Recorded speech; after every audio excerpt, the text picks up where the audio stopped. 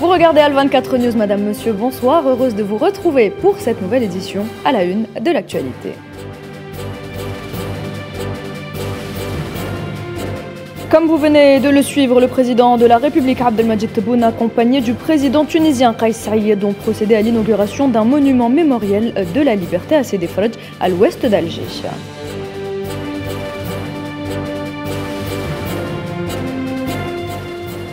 Début en Tunisie des négociations officielles avec le Fonds monétaire international. La CEDEAO lève une partie des sanctions visant le Mali au moment où la Guinée-Bissau jouit d'un sursis. Et ouverture d'une réunion de reconstruction de l'Ukraine à Lugano, en Suisse.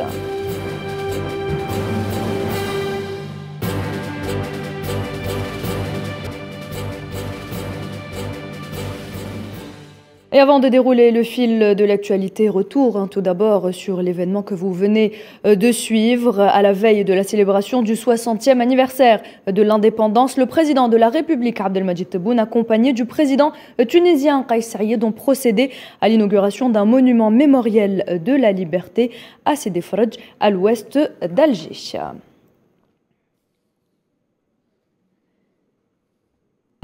Et ce matin, le président de la République, Abdelmadjid Tebboune, a présidé la cérémonie annuelle de remise de grades de médailles aux officiers de l'armée nationale populaire. Lors de cette cérémonie, le président Tebboune a promu le chef d'état-major de l'ANP, le général de corps d'armée Saïd Chengreha, au grade de général d'armée.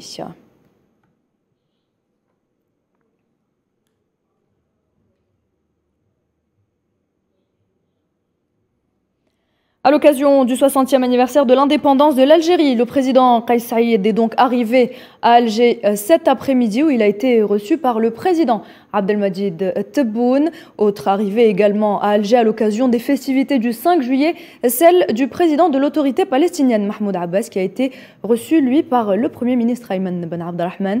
La présence de ces deux présidents confirme la profondeur des relations historiques entre l'Algérie et ces deux pays ainsi que leur volonté de consolidation et de maintien des relations.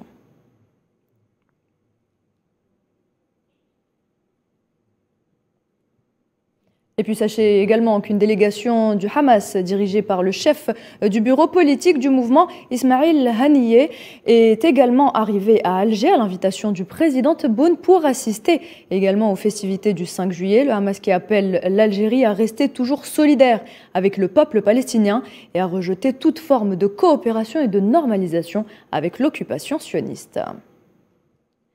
Dans l'actualité également, le président algérien a présidé hier un conseil des ministres consacré à l'étude de plusieurs dossiers à caractère économique. Abdelmadjid Tebboune a ordonné l'élaboration d'un projet de loi portant création d'un conseil supérieur de régulation des importations placé sous la tutelle du Premier ministre.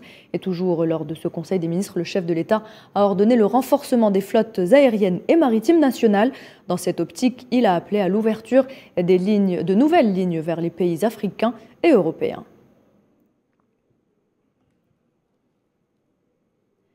Et c'est sans surprise, nous le disions en titre, que le 61e sommet de la CEDEAO, qui s'est déroulé comme à l'accoutumée à Accra ce 3 juillet, a été consacré aux évolutions politiques du Mali, du Burkina Faso et de la Guinée. Ce sommet était très attendu et pour cause, il marque l'épilogue d'un bras de fer de plusieurs mois entre les autorités de transition de ces pays et l'organisation ouest-africaine Tinhinan Makassi. C'est un épilogue soulageant pour le Mali. La communauté économique des États d'Afrique de l'Ouest a décidé de lever partiellement les sanctions qui visent le pays depuis le 9 janvier dernier. Lors du très attendu sommet du 3 juillet, les dirigeants de l'organisation ont ainsi estimé que la nouvelle feuille de route des autorités de la transition était satisfaisante et justifiait une levée partielle des sanctions qui étouffent le pays. À noter que cette levée des sanctions prend effet immédiatement. Pour rappel, suite à l'arrivée au pouvoir du colonel Assimi Goïta par la force, la CEDEAO a infligé à Bamako des sanctions sans précédent, jugeant la durée de la transition proposée par les autorités indécente. Des sanctions qui incluaient notamment un embargo économique, la fermeture des frontières et le rappel de tous les ambassadeurs des États membres de l'organisation en poste à Bamako. Cela dit, les sanctions financières qui ciblent Assimi Goïta et ses hommes sont quant à elles maintenues. Bien que cela semble être un épilogue, la CEDEAO veut encore des garanties de bonne foi, exigeant la non-participation des autorités aux futures élections. Le Mali n'était pas le seul dossier brûlant du sommet, puisque la situation au Burkina Faso et en Guinée était aussi au menu des discussions. Si le Burkina Faso échappe aux sanctions de l'organisation, la Guinée, en revanche, a eu un délai de 1 mois pour présenter une nouvelle feuille de route. Et par ailleurs, la communauté économique des États de l'Afrique de l'Ouest a élu Umaru Sissoko Embalo, président de la Guinée-Bissau, en tant que nouveau président de l'organisation. Il remplacera ainsi le président ghanéen Nana Addo Dankwa Akufo-Addo, qui assumait la présidence de l'organisation depuis septembre 2020.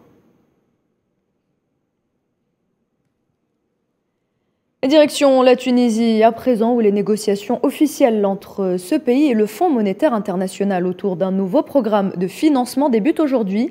Le pays vit au rythme d'une crise économique, vous le savez, aux conséquences graves sur son développement. Kherdin Batache. Après des semaines de tergiversation, la Tunisie annonce officiellement l'entrée en négociation avec le Fonds monétaire international pour l'obtention d'un prêt de 4 milliards de dollars. Le ministre de l'économie et de la planification, Samir Saïd, a confirmé le démarrage officiel des pourparlers avec l'institution de Bretton Woods. Une délégation sera présente dès aujourd'hui à Tunis dans le cadre du programme de crédit avec la Tunisie, affirme Reuters, citant une source de la Banque centrale de la Tunisie. Il y aura bien entendu des pourparlers autour du programme et surtout autour des mécanismes d'exécution des différentes réformes. Et les différentes réformes, ils sont connues par tout le monde, la masse salariale, le système fiscal, les entreprises publiques, la caisse de compensation. Ce sont les sujets phares, quoi. Donc, les négociations vont être effectuées autour des mécanismes d'exécution de toutes ces réformes. La situation économique et financière de la Tunisie n'a cessé de se détériorer depuis le début de la pandémie Covid-19, obligeant le pays à davantage de sacrifices pour maîtriser ses dépenses. Même si la Banque mondiale s'attend à une croissance de l'ordre de 3% en 2022, la reprise a été relativement modeste en 2021. La faute à une forte contraction du PIB en 2020 qui, à 9,2%, a été la plus forte dans la région MENA. L'organe économique onusien associe le rétablissement des finances publiques et du compte extérieur de la Tunisie à un éventuel programme de relance financé par le FMI. Selon les projections de la Banque mondiale, le déficit courant devrait s'alourdir pour atteindre 7,6% du PIB en 2022. De leur côté, les experts s'attendent à ce que la phase de négociation avec l'institution monétaire américaine soit difficile. Le pays a planché depuis quelques mois sur un programme national de réformes structurelles, dans le but est de contrecarrer les effets de la crise mondiale et de retrouver l'équilibre budgétaire à moyen terme, un équilibre ébranlé par la hausse des prix des matières premières et de l'énergie. Et on reste dans la région. Le président de la Commission de l'Union africaine, Moussa Faki Mahamat, dit suivre avec une haute attention la situation en Libye et exprime son ferme soutien aux revendications populaires pour leur bien-être et il soutient avec force leur ardent désir pour une rapide sortie de crise du pays qui dure depuis plus d'une décennie. Il demande par là même au légitime mouvement populaire de veiller au respect de l'intégrité des personnes et des biens publics et privés.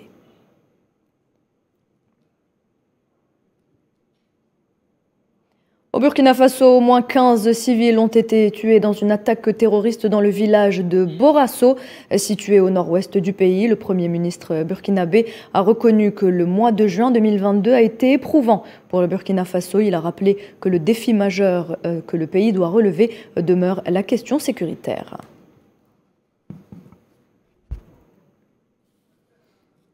Et autre pays où la situation est tendue et où la population investit les rues, le Soudan. Sous des tirs de grenades lacrymogènes, des centaines de Soudanais ont manifesté à Khartoum contre le pouvoir militaire au lendemain de la journée la plus sanglante depuis le début de l'année. 9 manifestants ont été tués. En Palestine, les sionistes qui ont envahi ce matin la mosquée Al-Aqsa à Al-Quds, occupée du côté de la porte des Maghrébins, étaient des dizaines de colons à effectuer des marches sur l'esplanade et des rituels sous une haute escorte des forces de l'occupation. Les autorités sionistes qui permettent aux colons d'envahir Al-Aqsa et intensifient les restrictions dans la vieille ville, empêchant ainsi les fidèles d'accéder à la mosquée sainte.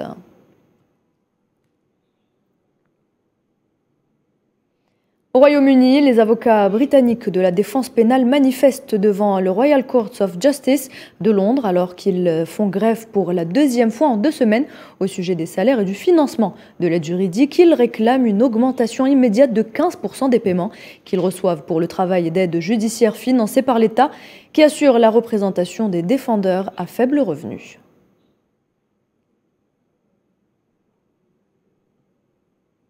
Et puis l'actualité, c'est également, vous le savez, le conflit en Ukraine. 4 mois après le début de l'opération militaire, l'armée russe annonce que la ville de Lysychansk est entièrement sous son contrôle. C'est une percée décisive pour les forces russes. L'armée ukrainienne confirme la prise de cette ville stratégique par Moscou et son retrait de cette ville de l'Est de l'Ukraine. Moscou contrôlerait ainsi toute la région de Lugansk.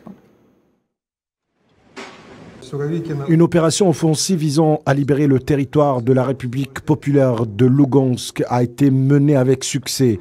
En 2 semaines, des groupes du chaudron de Gorsky dans le district de Lysychansk et Severodonetsk ont été encerclés et liquidés. Maintenant, le déminage de la ville de Lysychansk et ses environs et la livraison de cargaisons humanitaires sont en cours. Et par ailleurs, le président russe Vladimir Poutine a ordonné à ses forces de poursuivre leur offensive dans l'est de l'Ukraine. Après la conquête de l'intégralité de la région de Lugansk, les forces russes doivent mener à bien leur mission selon les plans déjà approuvés, a déclaré Vladimir Poutine. Les unités militaires, y compris le groupe de l'Est et le groupe de l'Ouest, doivent mener à bien leur mission selon les plans déjà approuvés. J'espère que dans leur secteur, tout se passera comme cela s'est passé à Lugansk.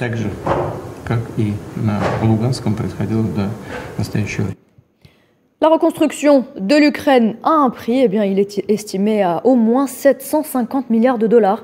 Une estimation annoncée par le Premier ministre ukrainien Denis Shmyhal lors de la conférence pour la reconstruction de l'Ukraine qui s'est ouverte ce lundi à Lugano en Suisse. Cette conférence doit mettre en place les bases d'un plan Marshall pour relever le pays dévasté par le conflit en cours. Sohila Kilal pour les détails. La reconstruction de l'Ukraine au cœur de la conférence de Lugano en Suisse. Ce sommet annuel réunit Kiev et ses alliés depuis des années. On y aborde habituellement les réformes et la lutte anticorruption. Mais le conflit en Ukraine a modifié l'ordre du jour qui, cette année, se concentre sur les moyens de relever le pays et son économie dévastée par le conflit en cours. Aucun chef d'État ne participe à cette rencontre de 2 jours, mais la présidente de la Commission européenne, Ursula von der Leyen, y prend part. Le discours d'ouverture a été prononcé par le président ukrainien Volodymyr Zelensky par visioconférence. La reconstruction de l'Ukraine est la tâche commune de tout le monde démocratique et la contribution la plus importante à la paix dans le monde. Alors que l'issue de la guerre est incertaine, la conférence de Lugano doit tenter de dessiner les contours de la future reconstruction de l'Ukraine en mettant en place les bases d'un plan Marshall. Le coût de la reconstruction de l'Ukraine est estimé à au moins 750 milliards de dollars. Cette estimation a été annoncée par le Premier ministre ukrainien Denis Shmyhal. L'Union européenne va créer une structure chargée de coordonner les efforts de reconstruction de l'Ukraine après la guerre avec la Russie, a annoncé la présidente de la Commission européenne, Ursula von der Leyen. Cette plateforme permettra de définir les besoins d'investissement, de coordonner les actions et de rassembler les financements nécessaires, a-t-elle expliqué lors de la conférence sur la reconstruction de l'Ukraine. Tout autre chose à présent, le Japon accuse la Chine d'empiéter sur ses eaux territoriales après qu'une frégate chinoise ait frôlé les îlots en mer de Chine, administrés cependant par les autorités japonaises, alors qu'il est fréquent que Tokyo et Pékin soient aux prises à cause du différend qui entoure les îles Senkaku, mais revendiquées par Pékin sous l'appellation Diaoyu. Ce qui suscite l'inquiétude du moins depuis 2018, c'est qu'un bateau militaire chinois se rapproche d'aussi près de la zone dite contiguë. Karim Bouaziz. Un confiti d'îles inhabitées, 5 pour être précis, situées en mer de Chine orientale, qui fait craindre néanmoins le déclenchement d'un conflit ouvert entre les deux géants asiatiques. Cette fois-ci, la protestation arrive lorsqu'un bâtiment militaire chinois s'introduit à environ 22 km de la zone administrée par le Japon. Un bateau militaire russe aurait également été repéré, d'après le ministère de la Défense nippon. Fin mai déjà, des bombardiers chinois et russes avaient volé conjointement à proximité du Japon, considéré comme une défiance par Tokyo, qui venait d'accueillir un sommet du Quad, fameuse alliance informelle entre les États-Unis, le Japon, l'Inde et l'Australie, visant à faire contrepoids à la Chine en Asie-Pacifique, après que Pékin ait signé un partenariat sécuritaire avec les îles Salomon. Depuis l'opération russe spéciale en Ukraine, les relations entre le Japon et la Russie se sont conséquemment détériorées, surtout quand Tokyo s'est joint aux sanctions occidentales contre Moscou. Concernant plus particulièrement les 5 principales îles Senkaku, 4 appartiennent à l'État japonais, sur lesquelles s'entraînent des soldats américains d'ailleurs. Bien qu'inhabitées, ces îles concentrent toutes les convoitises. En plus d'être entourées d'eau poissonneuse, beaucoup pensent que leur fond marin pourrait renfermer des poches d'hydrocarbures. Derrière un différend territorial se joue donc la délimitation des zones d'économie et la zone d'exploitation de possibles champs de gaz et de pétrole. Depuis 2008 et malgré des accords passés entre les deux puissances pour l'exploration, ceux-ci n'ont jamais été réellement respectés par les deux parties. Tokyo voit d'un mauvais œil l'expansion militaire chinoise aux confins du territoire maritime. De son côté, en parallèle d'envois d'avions et de bateaux, la Chine mène aussi la bataille sur le front diplomatique. Fin septembre, elle a accusé à la tribune de l'ONU le Japon d'avoir subtilisé les îles disputées. Santé et la pandémie de Covid-19 qui semble repartir de plus belle, notamment en Asie et en Europe. La Chine et la France connaissent un rebond des contaminations pendant qu'un confinement général a été mis en place en Chine, dans une province de la Chine. La France, elle, recommande le port du masque dans les transports sans toutefois le rendre obligatoire. Naylaït Hamouda. Comme une impression de déjà-vu en Chine, nous sommes à Xixian, dans la province d'Anhui. Frappés par une nouvelle vague de Covid. Sans attendre, les autorités ont vite riposté, fidèles à la politique zéro Covid depuis plus de 2 ans.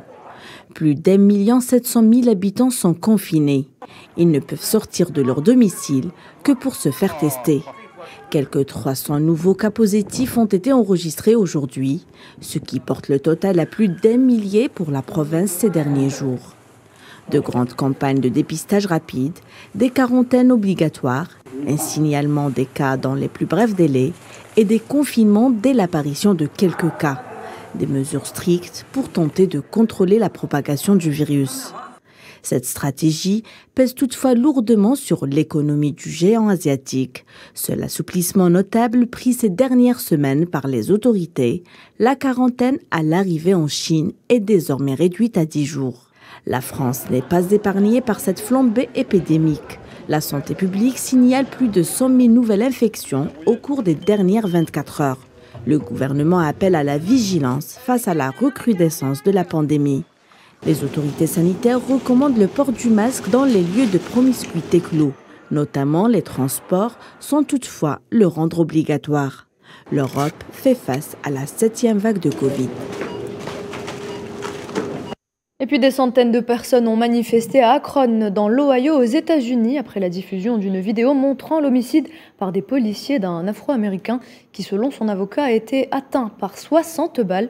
Alors que les autorités ont appelé au calme, une foule a défilé en direction de l'hôtel de ville avec des banderoles réclamant justice pour Jayland.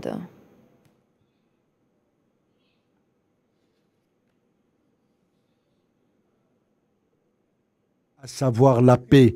Si vous pouvez faire quelque chose pour la famille, s'il vous plaît, offrez la paix, la dignité et donnez une chance à la justice pour Jayland. Nous ne connaissons pas le nombre exact de balles qui ont été tirées. Encore une fois, c'est quelque chose que le BCI découvrira lors de l'examen des preuves. Cependant, d'après la vidéo, je pense que ce nombre sera élevé. De nombreuses balles ont été tirées et je ne serais pas surpris si à la fin de l'enquête, le nombre de tirs correspond à celui qui a circulé dans les médias. Mais pour l'instant, nous n'avons pas d'autres informations.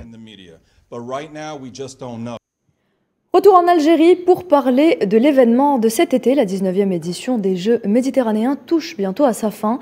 Et pour cet avant-dernier jour, l'Algérie remporte l'or en haltérophilie. Il s'agit de Bidani Walid, ce qui fait un total de 20 médailles d'or pour le pays hôte. Par ailleurs, les Algériens n'ont pas pu accéder au 16e de finale en escrime suite à l'épreuve de l'épée. Et c'est l'Égyptien Mohamed Sayed qui s'est adjugé le haut du podium de l'épreuve épée individuelle après avoir battu l'Italien Cuomo en finale sur le score de 15-13. Et puis en escrime toujours, la championne d'Italie Giulia Risi remporte l'or dans l'épreuve d'épée individuelle dans une finale 100% italienne face à sa compatriote Foietta. On l'écoute. Je suis très contente parce que je suis réussi à trouver un équilibre des stratégies, des techniques et tout ça. Et du coup, j'ai m'amusé en fait sur la piste et voilà. En fait, ce matin, je me suis réveillée et je sentais un peu le stress de la compète. J'étais un peu tendue et du coup, j'ai tiré pas très bien ce matin pendant les poules. Et après, tout au long de la journée, j'ai commencé à avoir des bonnes sensations et tout. Et voilà, tout au long de la journée, et j'ai monté à chaque fois un niveau et c'était... À noter également que lors de ces Jeux méditerranéens, l'Algérie a battu son propre record avec 20 médailles d'or pour le moment en 2001. Les athlètes algériens avaient remporté 10 médailles d'or. Les athlètes algériens qui ont des chances d'enrichir leur moisson de médailles, notamment grâce au nageur Jawad Sayoud qui dispute le 200 mètres papillon tout à l'heure. Et à 48 heures de la cérémonie de clôture de ces Jeux méditerranéens, nous retrouvons notre envoyé spécial à Oran, Imen Merad, pour nous parler de cette initiative en partenariat avec l'ANEP pour l'édition et l'émission en marge des JM d'un livre qui regroupera plusieurs auteurs algériens autour de la ville d'Oran, qui a été à la hauteur de cette 19e édition des Jeux méditerranéens. Imen, bonsoir. Est-ce que nous avons Imen Merad avec nous au téléphone ? Eh bien, c'est dommage, nous essaierons de la joindre à nouveau.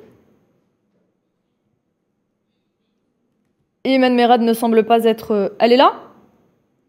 Ah, Imen Merad ne semble pas être avec nous. C'est donc avec cette information que je viens de vous donner qu'on arrive à la fin de cette édition. Merci de l'avoir suivi. Tout de suite, la météo avec Amel Améziane Zitouni. Très bonne suite des programmes sur Al24 News.